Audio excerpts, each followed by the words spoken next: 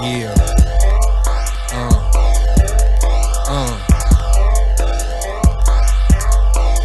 Pocket full of money, swisher loaded with gas. Celebration in order, you're now watching a class. Pocket full of money, swisher loaded with gas. Celebration in order, you're now watching a class. Pocket. Yeah, like we always do about this time. I am Cornbread Capone. This is Unpopular Honesty, the home of brutal honesty in real hip hop music. And today, my special guest is here for the second time. Me and this man chop it up every other day. He is a R&B artist and producer. And one of the realest people that I know, because we chop it up on more than music. We talk about life. We talk about a whole lot of stuff. Oh, we finna get real today. Today, our guest is Mr. K Luv Evans. What's up? What's up, man? How you doing, man? Glad to have you on here, man. Yeah, it's a pleasure. This has been long overdue. Pleasure, brother. Where do we start? Shit, we got so much stuff to talk about. Yeah, we got a lot of shit to talk about. We got so much shit to talk about, so little time, but we gonna get it all in, though. I bet you that, though. Yeah. So, okay, let's start with you. The last single that you released was 25/8. Am I correct? Yeah. Okay. Yeah. When is the next K Luv Evans music planning to drop? I haven't set a release date or nothing like that. I'm just I got a lot going on right now. Okay. You know, not bad stuff, but good stuff. You know, I just had another baby, so congratulations. Appreciate that. And she about a month old now, so I've been taking care of that situation and my other little two rascals and all that stuff there. So I just been trying to get everything right, man. But just because I haven't set a release date don't mean that I ain't working. Right. Because anybody that follows you on social media, they can see that once a week that you're in your lab and you're making beats. Oh yeah. And being productive on that end. Production wise, is there any producers out there that inspire you to do what you do? Yeah, I mean, yeah, you can say that. You can say that. I like Timbaland. I love what he's doing. Scott Storch. There's so many, man. Young Blue. He's a little young artist right now, but he's also a producer. I like the beats that he does. Okay. All the old stuff from Teddy Riley. I just found out that Teddy Riley did a track on the Dangerous album. Yeah, Michael Jackson. Yeah. Teddy Riley history is deep. People don't know Teddy Riley produced for Key Sweat, Heavy D. Yeah, I knew Kool that. Mo D. I knew that. But the what fucked me up was Remember the Time. Oh yeah, Michael Jackson. Yeah, that's one of my favorite Michael Jackson videos. Yeah, that shit fucked me up. Like Teddy Riley produced that shit. So yeah, that's big. It's a couple of other, man. Zaytoven. Band play. He's been in my inspiration list. Tough band play. He produced a lot of records. Majority of the records for Paper Route Empire, Young Dolph, Kid Glock, Kenny Money, you know, and so far. You know, he getting out there, man. Like he really getting out there. So band play is in my top number one for right now of inspiration. You know, but as far as mimicking any producers, nah, I ain't mimicking nobody. I ain't trying to be like nobody. I'm just being me. You know, my style is a little bit unorthodox. You know, just a little bit unorthodox. But when you hear a track from me, it's more soulful. No matter if it's a trap track or R&B track or, you know, club track or whatever I'm eclectic. So I can, you know, whatever I feel like making at the time, that's what I'm going to make. You know what I'm saying? So yeah, man. Have you heard any good music lately? From anybody? From anybody? Yeah. Shit. Hell no. You have? Hell Damn. no. I mean, I'm trying to think. I just recently listened to Killer Michael album. Oh, in its entirety. okay. Yeah. Boy. Yeah. I haven't got a chance to hear it yet. Oh my But goodness. I want to hear the track with him in 3000.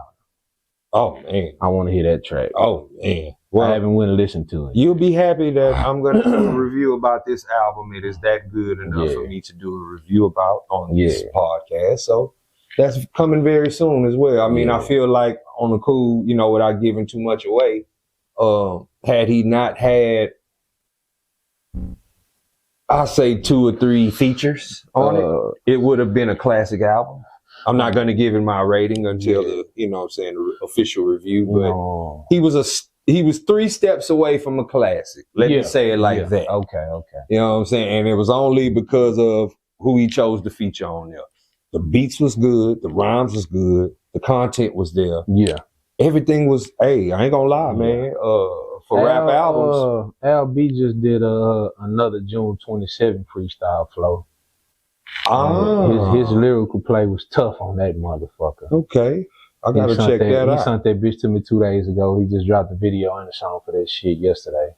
Okay. But he sent that shit to me 2 days before that. And that shit hit. Okay. Shout out to LB 2 Throw Minds. Yeah. No doubt, man. Al always ripping that shit. We got an EP coming with Al too. Also, we got an EP with me and Bread. That's gonna happen. Now, what can people expect from the EP that you and Al are doing? A lot of slab music. Okay. A lot of slab music. I'm not gonna say just slab. It's good feeling, soulful shit. You know, regardless of if I'm rapping or singing, we got a single that's gonna come out pretty soon. It's called Something You Can Ride To. I'm rapping on that motherfucker. And I got a pretty tight ass verse on that bitch. Like I bust ass on that verse. Yeah. We got that coming. Of course we did Boss. Yeah. And Boss was the shit. You know what I'm saying? And that we gotta speak on that, Brad. Cause Boss, I made that shit years ago. I put the hook on that shit years ago, but I never touched it after that. Wow. Greg got on that motherfucker. He did his thing. It was cool. Everything was cool. But when we did that fucking video, bro. Yeah, because I was telling somebody about that the other day because it's, you know, the music is good, but it's not enough. Yeah. People these days need to see something. Yeah, you got to paint a picture. And for what we did in that video, it painted the picture. Yeah. And it made, you know, even I checked my stats. I mean, it's still one of the most listened to songs out of the records that I put out this year. And I believe that has to do with the visual. I did another track with Icarus Galore. That came out 2 days before my daughter was born. It's called Genesis. I don't know if you had a chance to listen to it. No, I haven't. Track I did with him. Okay. You just collaborate. Yeah, I produced the beat, wrote my verse, recorded, mixed and mastered. And it's a new feel. You know what I'm saying? It was dope, you know. I want to touch on something else too, man. When it comes down to collaborating, it's all about keeping that relationship whole. You know what I'm saying? And I know whoever watched this podcast and they hear what I'm about to say. Some people might get mad. I don't give a fuck. Okay. But when you do a record with somebody or an EP with somebody or an album, you know, even if it's a single, it's very important that you keep that relationship whole. Because when you fall out with somebody because you don't want to do the work, you know, it takes a bad turn. Yeah. You know, we in this business, even though we might not be celebrities, it's all about doing good. Where were we in the conversation, my brother? Basically on, you know, when you building relationships and keeping the relationships whole. I think that's very important for all artists. You know, you can't just do something with somebody and then just stop fucking with them, or do something with somebody and be like, I need to do such and such and such and such. I can't finish such and such and such and such, and then your ass just go MIA. You know what I'm saying? Like, there's a lot of shit with that. Like, you know what I'm saying? I can go on and on because for the past 4 years I've been in Dallas. I work with countless artists, man, and none of them have stayed with that relationship. Dang. You know what I'm saying? And the crazy part about it is when you're dealing with somebody who has a studio and has an actual real studio, they make the calls. Right. You know what I'm saying? Now, I done had situations where artists come in and pay their money and don't come finish their projects until they ready. It don't work like that. Yeah. It don't work like that. Can you help me out on that? Like, yeah, I mean, you know what I'm saying? Like, I was just gonna say, you know, I had a situation that happened recently, you know, with somebody who I made an entire album with. yeah. I mean, entire album. The album was mixed, mastered. The only Yeah. thing we had to do was shoot the videos. Yeah, And Cornbread didn't fuck that up. exactly. You know what I'm saying? And I sit back and I think about that from time to time because I say, you know, I don't make music just for it to sit in my computer. I don't make music just to sit in my phone or just for me to play in my car. I make music to be released and everybody to hear it. Now, the good thing about that situation is I took my fucking songs back and the world will hear those songs with me on them. Because I don't believe in wasting music. But to artists out there who are listening to this conversation and might want to take a jewel out of it, the jewel you take out of it is think before you collaborate with somebody. Look at that person and look at how they move. Because that's going to determine if the future of y'all collaboration is even going to see the light of day. Exactly. That's the best way that I always had to come back and try to fix something with an artist because they were wrong. Yeah. And I get looked down upon, or I get this saying, you wonder why nobody fuck with you, K Luv. Bullshit. Because I fuck with everybody until you cross me. Now, if I'm not fucking with you, or if I don't want to do music with you anymore, it's because you did something to cause that shit. Regardless if you paid your money or not. Regardless. So it's like, I had to shut down the studio from people recording and focus on K Luv because K Luv spent too many years relying on other artists or recording, mixing, and mastering with other artists instead of focusing on me. See what I'm saying? Yeah. It's a lot of records that I've done with Beaumont artists, like with a lot of Beaumont artists, and they never came out with the record. They never came out with a video. They never put it out to the world. They wanted it to be in the streets. You know what I'm saying? Yeah. Now, I thought moving to Dallas was gonna be different, you know? And I'm speaking on this because it's some real shit. You know what I'm saying? I don't hide nothing. I've always been an honest man. I thought Dallas was gonna be different, but Dallas is totally different from Beaumont. And what I mean by that is they'll focus on being celebrities when they're not. They focus on being Hollywood when they're not. You have to put the work in the consistent grind to do this shit. And I stayed relevant. That's the crazy part because I haven't been focused on being relevant. You know what I'm saying? Because most artists, they'll change their name. They'll change how they rapping. They'll change how they singing just to stay relevant in the time. I haven't did none of that. None of that shit. And I'm still fucking relevant. You know what I'm saying? And I just had to get that off my chest, man, because I dealt with a lot of that shit. And now it's time to focus on K Luv.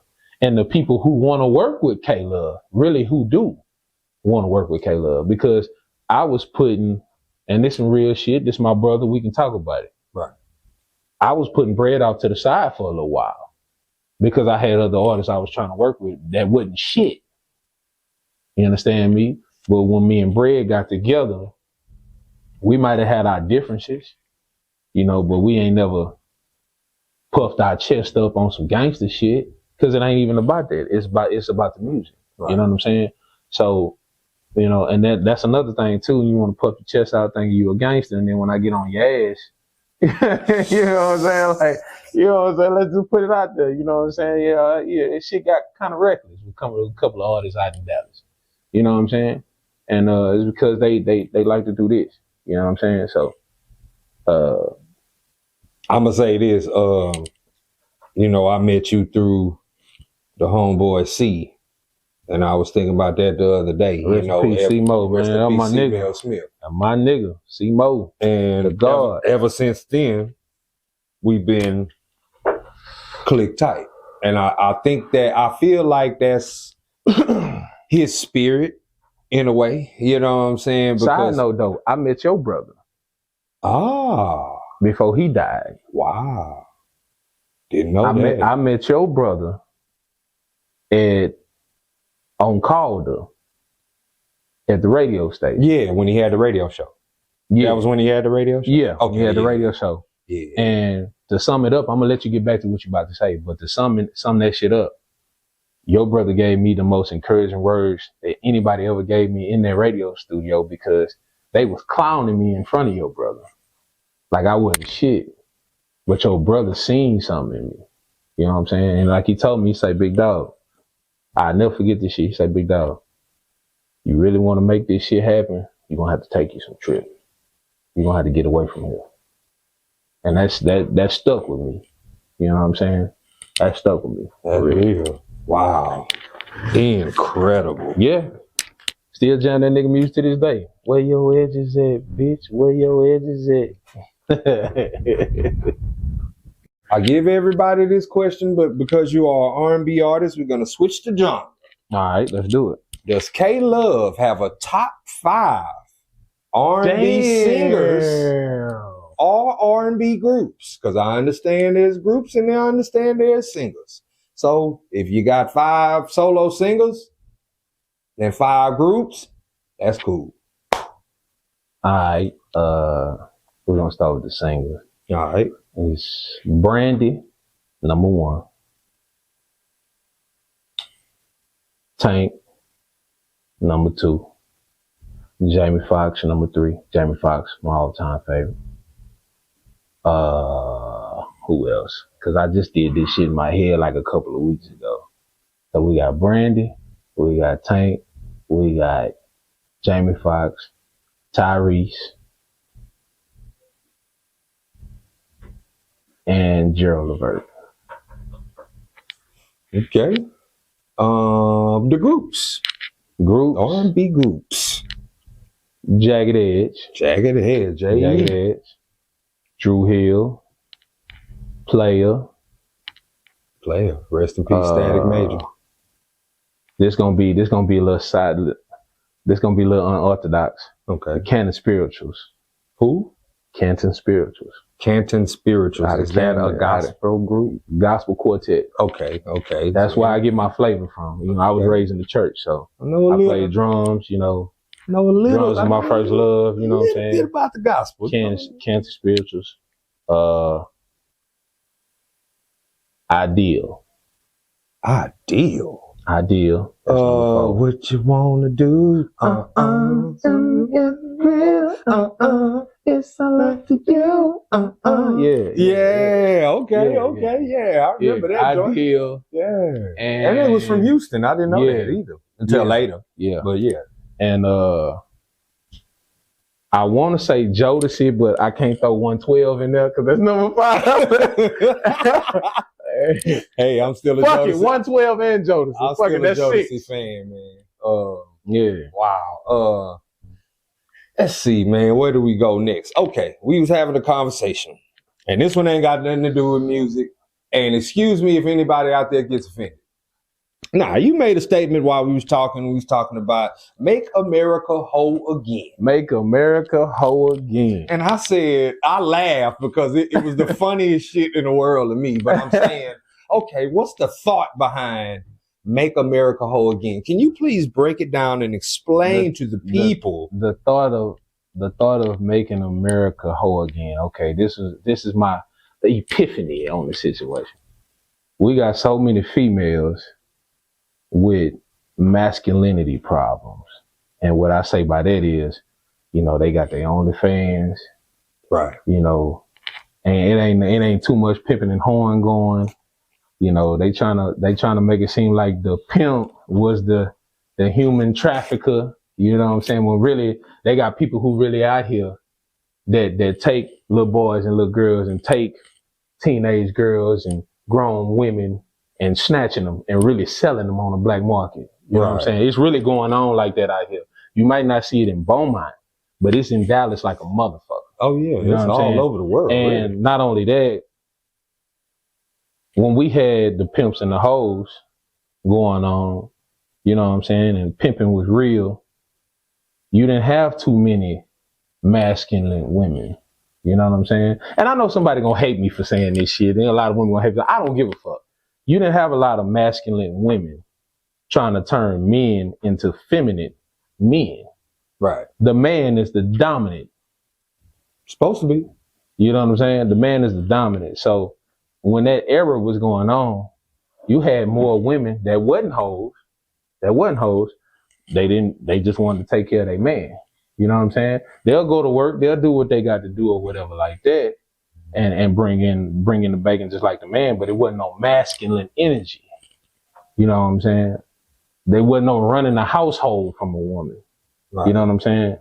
Why do you think that everything got flipped around? Is it this modern day era? Because I talked to plenty of people about these modern times, and they are quick to tell me that, you know, well, this the modern day, you know, this the new era. You know, women these days expect to be in a relationship and have the freedoms and liberties of a single person seemingly at the same time, with the way they act, the way they move, the way they carry themselves. And if you tell a woman, nah, that ain't how that's supposed to go, she'll say, oh, you trying to control me.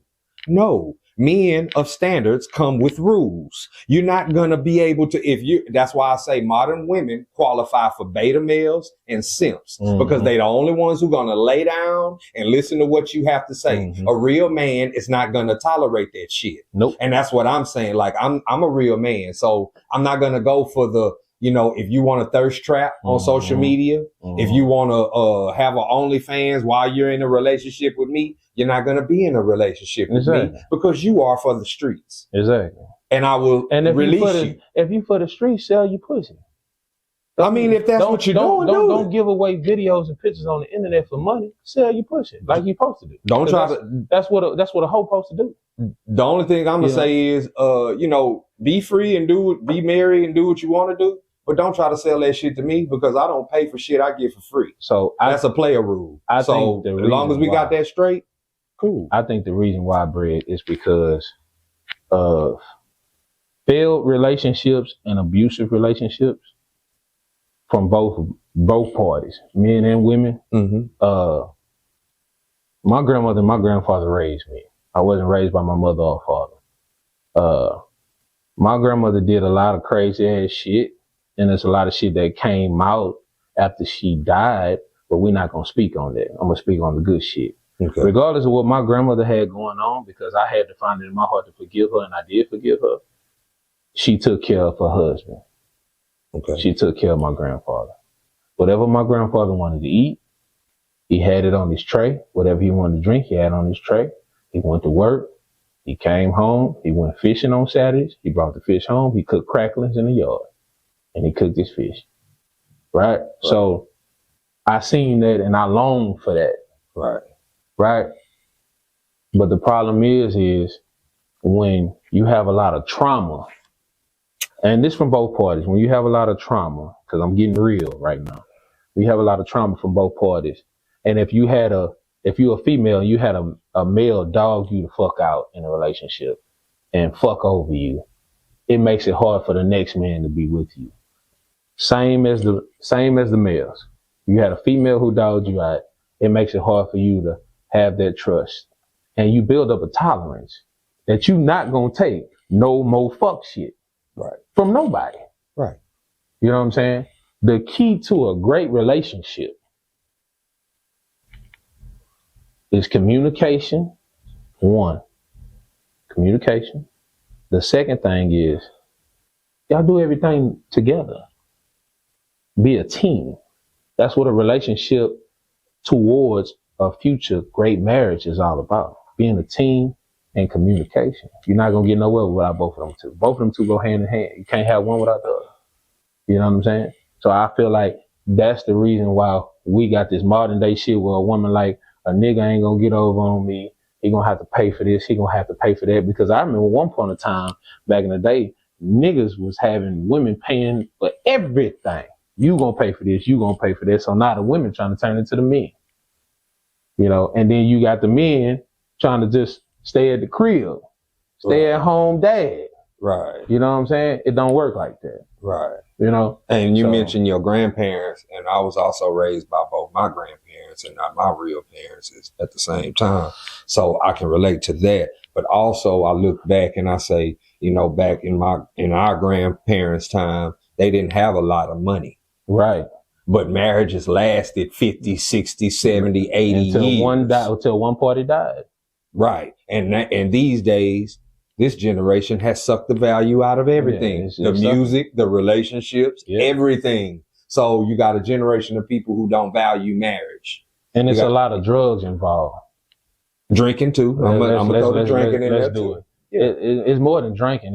It's the drugs, it's the fentanyl, it's the weed, it's the coke. And mainly coke it got a lock on our black community, dog. It ain't crack no more, it's coke. It's coke. It's fucking coke. Hey, all I'm gonna say is don't do drugs. Stay drug free. You know, just like the 80s used to say. Man, we done had a good conversation. I'm happy that we got a chance to do this. Before we get up out of here, do you have anything you would like to say to anybody? I love my city, but my city don't love me. I feel the same way. I feel the exact same way. The reason why I say that is because I've done countless records with everybody around here. And I wanted to do certain records with certain artists. I was turned down, but that's cool. I'm not tripping off of that. I mean, I stand on my own 2 feet, 10 toes down. I know how great I am, and I know for a fact that most of the artists who didn't want to work with me, they heard me. They know what I could do. And it's all love, but I still love my city no matter where I'm at. I love my city, but I just can't be in my city. I did enough in my city. You know what I'm saying? And that's with family and artists. You know, I love everybody. I wish everybody the best in their music career. All the artists I named, shout out to all y'all. If I haven't did anything with y'all, it's an open invitation. Call me. I ain't hard to find. Somebody know. Somebody know my number. Somebody know where I'm at. So I ain't hard to find, as well as Bread, man. You know what I'm saying? Bread is he's a great artist, man. I want to collaborate. Not only that, this the thing that I want to say about Bread, because Bread is a great artist. Bread just not in that lane that y'all in. Bread, you see this shit, man. Bread is real hip hop, man. Look at this shit. You know what I'm saying? He's real hip hop, but he shouldn't be bashed for that, because it's a lot of people that loves Bread's lane, especially the niggas in New York, Jersey, Philly. You know what I'm saying? You gotta respect that, man. Ain't nothing wrong with doing real hip hop. You know what I'm saying? Ain't nothing wrong with that. Ain't nothing wrong with doing traditional R&B, traditional gospel. You know what I'm saying? We all out here to display our musical talents, man. We got God-given talent. And if you got God-given talent, focus on setting your mind right to being a better businessman, better businesswoman. Because with this talent that we got to learn how to do business. That's all I got to say on that. Man, on behalf of Mr. K Luv Evans, I am Cornbread Capone. This is Unpopular Honesty, the home of brutal honesty and real hip-hop music. And as always, my people, in parting, peace and love. Make America Hoe Again. Because that's what the world needs. Peace. That's what the world needs. And love. And make America Hoe Again. Yeah.